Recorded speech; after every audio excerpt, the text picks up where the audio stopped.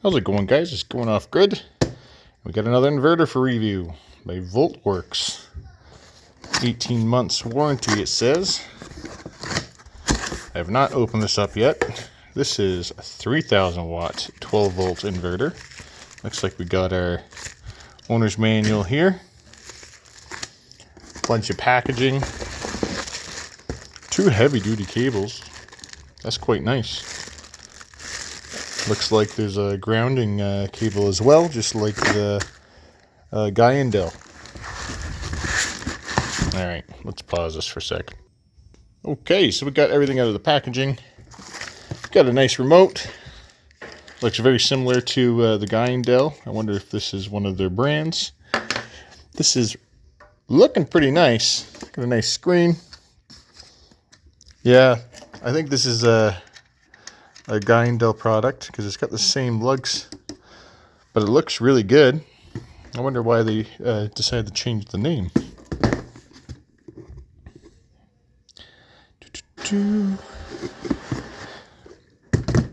Looks good. We're gonna have to open it up and see what it's like inside. We're gonna do this before testing it out this time. It's got one of those really nice, easy to use grounding lugs there. Get your on switch. Yeah, this is very similar to this is essentially a 3000 watt Guy&Dell inverter. This looks exactly, or not exactly, very similar to the 2000 watt I had. Everything looks very, very similar. Looks like this is just another brand, which is really nice. And let's see what's inside. Okay, we got the cover off of the VoltWorks 3000 watt. And it looks very similar to the Guy&Dell in a lot of ways. Except for there's more transformers in this one because this is a 3000 watt versus a 2000 watt. We have more conductors. We got more fusing. Instead of, I believe the other one had, I'm not sure what the other one had, to be honest. This one's got 90 amps of fusing per transformer. And everything looks fairly neat and tidy in here. Looks like we have 3 FETs per transformer. Yeah, 3 MOSFETs per transformer here. Yes. And then we got 3 over here as well for this transformer. And then these look like our output FETs here. Everything looks fairly clean. It's got a nice board support in the middle, just like the 2000 watt. And that's about it. I guess we'll have to hook this up and put this to the test. It looks really good, really clean. So, just like the 2000 watt, it's got a nice current sensor, so it can detect overload quicker. It's not just detecting it on the input side, it's detecting it on the output side as well. Got some pots for changing voltage and frequency, most likely. Yeah, let's get this thing together and see what it can run. How's it going, guys? We're doing the load testing now for the VoltWorks 3000 watt pure sine wave inverter. We're going to be turning it on and off with the remote that it comes with.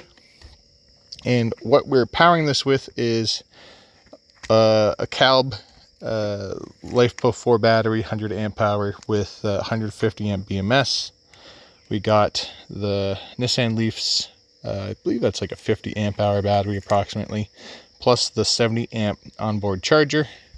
And you follow these 4 2-gauge booster cables to this other Nissan Leaf. Same battery, about 50 amp hours ish, maybe less, maybe 40, 45. But same 70 amp hour charger. So between all that, we should be able to get some good, at least surges for a while, and be able to at least hit 3000 watts. I'm hoping anyways. We're going to try it and see how it goes. And we're going to be running the air conditioning on the trailer, the microwave, heater, all kinds of things. We're going to push this thing to its limits. Let's get her done. Okay, so let's turn it on so we get some lights in here. Just going to hold the power button down. There's high fans, goes through a little Starting sequence. You get 124 volts. We're pulling 60 watts. Input 14.2. That's 14.1. That's like perfect. Let's go turn, let's see. It's kind of warm, so let's turn the air conditioner on. The air conditioner takes a decent amount of power, so 79 in here. And we also have the exhaust fan running. Let's just go for full cool. There we go. Turned it on. Let's see what we got here. Oh yeah, it turned on. We're at about 1,000 watts here. 1,050 watts. Look at our input, guys. 13.2 volts. We're doing pretty good. What a lot of people want to do when you're running the microwave, you want to be able to cook some food. So let's hit this on the 30 seconds and see what happens.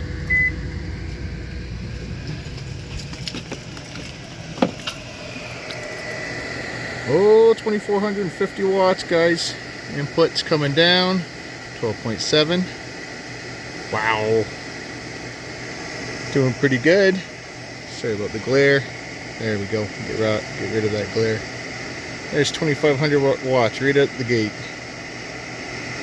Wait for that 30 seconds to shut off on the microwave. So unlike a 2,000 watt inverter, this can run the air conditioning and a microwave. Because, well, you got your 300 watt rating there. That makes a lot of sense. So let's try something else. Now this is probably going to be the straw that breaks the camel's back. This is 1,500 and 750 watt heater.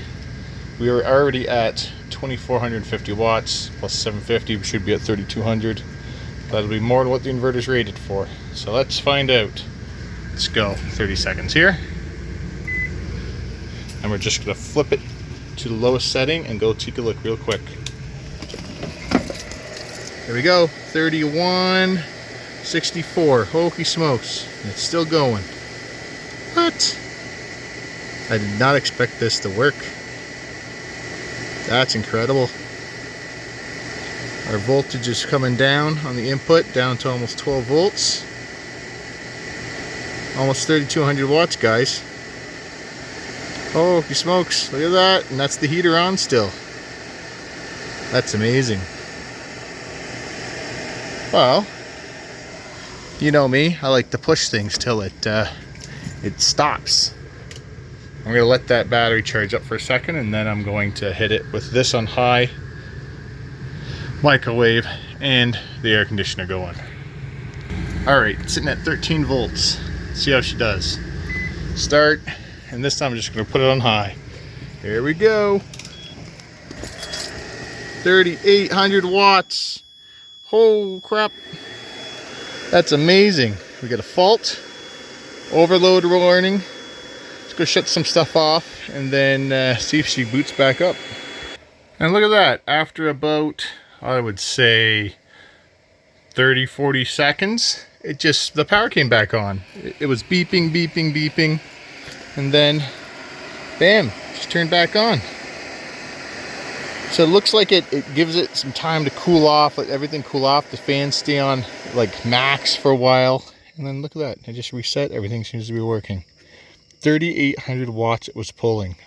I don't know if this will do more than that or not, but 3,800 watts surge for a 3,000 watt inverter is an actual, that's a real surge. A lot of inverters say they'll do double the surge. That's bull crap. They won't. This is good. That's really good. Very impressive, actually. Now we're going to do a burn-in. So that's where we just run the air conditioning and maybe one more appliance, like maybe the electric heater. Yeah, probably the electric heater. I want to run this at like 2,000 watts continuous because I don't have a big enough battery to run this at 3,000 watts continuous. I'm just going to go with 2,000 watts for now. All right, so it's running again. I'm going to let this run about 20 minutes to half an hour just to make sure that this doesn't have any like overheating problems. It's only at 1,300. Let's go turn the heater on. Okay, got the heater hooked up right here. Switch this to low. See where we're at. Oh, there's a little thing that has to be depressed. Alright, now it's going. So low. About 2,000 watts. So input 12.7. Let's let this go for about 20 minutes, see what it does. Okay, it's been about 10 minutes. Let's see how we're doing. Oh, we're almost exactly at 2,000 watts. That's awesome. Just like the other test, the other inverter. This side, the output, I'm guessing this will be output. It's getting a bit warm to the touch. This side's cool.